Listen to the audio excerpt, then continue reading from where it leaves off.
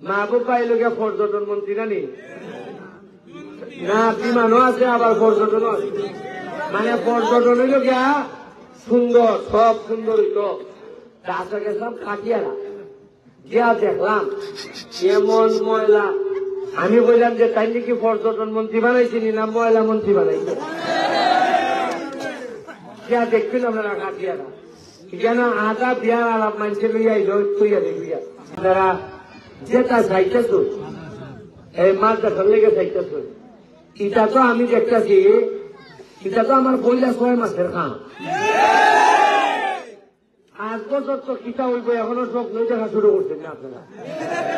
আমি তো দেখি তাজপাড়ার মানুষের বড় সমস্যা হইলে আপনারা এখনো স্বপ্ন দেখতে পারেন না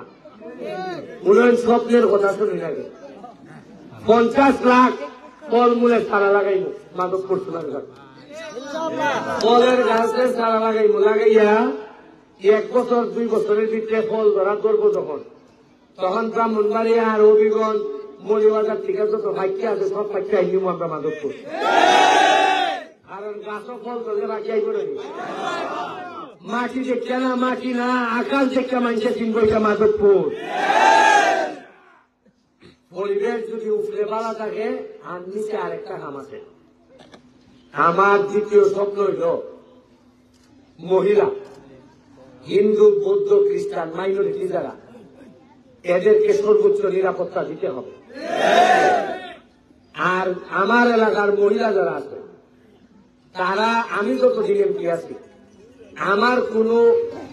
এলাকার কোন মহিলার শরীর অন্য কেউ হাত দেওয়া তো দূরের কথা অন্যায় ভাবে যদি জামাইও হাত দেন তাও তাইলের বিচার হইব সঠিক বিচার এখন থেকে বাবা বুলাইতে মনে রাখো যে এলাকাত মা ভালো থাকে না এই এলাকাত ফুলাবান ভালো হয় না আমার বোন যে বিয়া দিয়া যদি উনি আমার বোন শান্তিতে নাই আমার শান্তি হইত না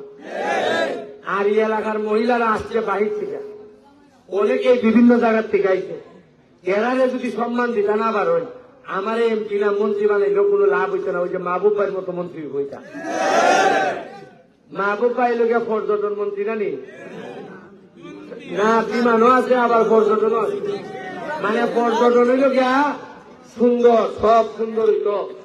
রাস্তা গেছিলাম কাটিয়ারা গিয়া দেখলাম এমন ময়লা আমি বললাম যে তাই নাকি পর্যটন মন্ত্রী বানাইছিনি না ময়লা মন্ত্রী বানাইছে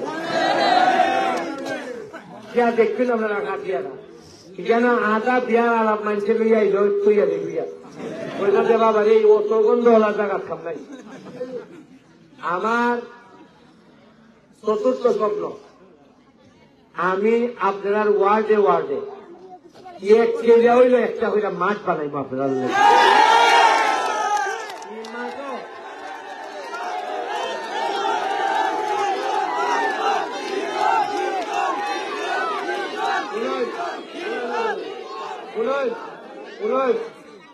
মাঠ বানানোর ব্যাপারে সরকারে যদি টেকা নাও দেয়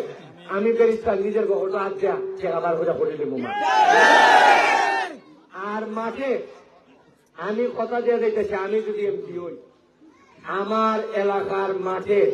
যারা ফুটবল ক্রিকেট খেলবো এরার বাপ মায় ফুটবল আর ক্রিকেট কিনা যাওয়ার লাগতো না আমি এমপি অথবা সরকারি বল কিনা দিব তোমরা